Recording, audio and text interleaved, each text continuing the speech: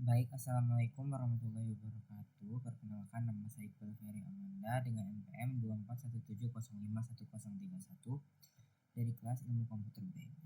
Di sini saya akan mencari materi mengenai teori DFA, reduksi DFA, materi mata kuliah teori bahasa dan otomata.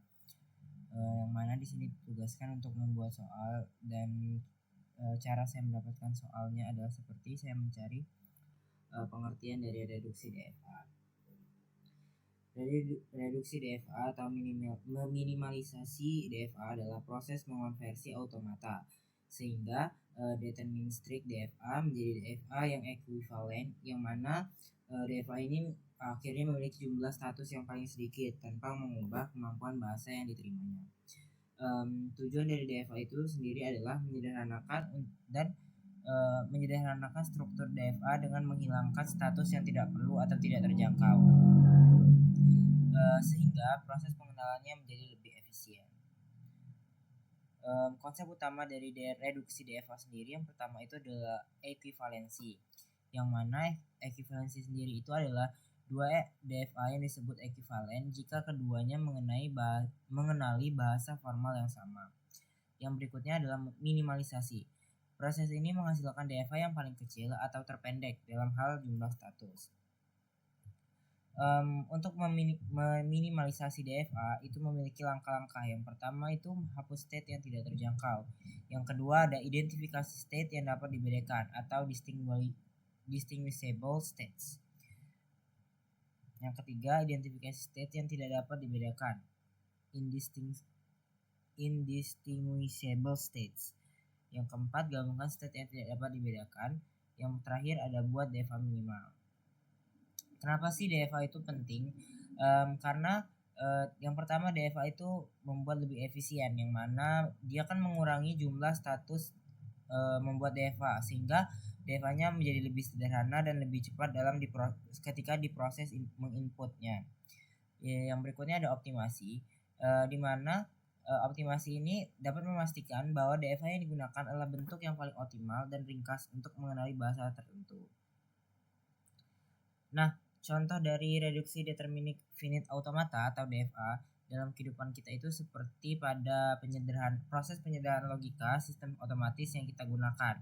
Contohnya itu mesin penjual otomatis atau gerbang pintu otomatis, yang mana dengan adanya kedua mesin dan gerbang pintu otomatis ini membuat kita lebih efisien dalam mengenali pola input tertentu untuk mencapai tujuan akhir. Contohnya itu kita bisa langsung mendapatkan produk dan juga dapat membuka akses pintu gerbang itu secara tanpa perlu effort yang lebih.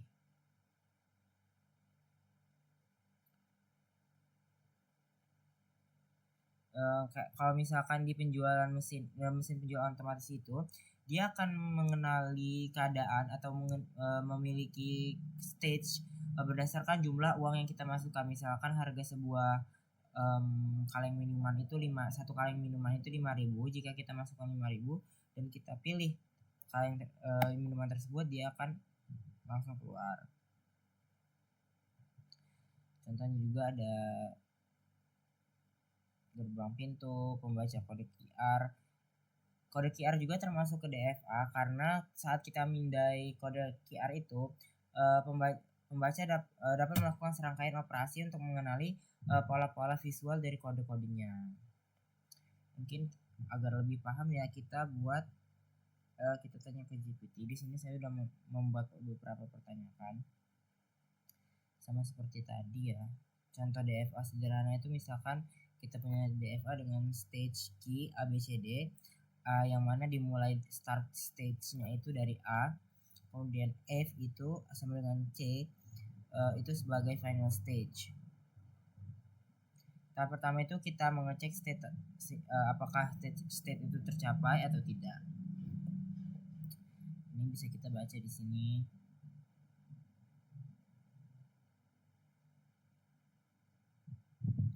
Di sini juga saya menanyakan contoh kasus sederhananya, contoh penyederhanaan suatu DFA itu gimana. Nah, Tadi kan udah disebut nih contoh-contoh tujuan dan juga tujuan dari DFA itu apa. Dari sini saya mendapatkan pertanyaan, mungkin ada di next video untuk penjelasan penjelasan pertanyaannya.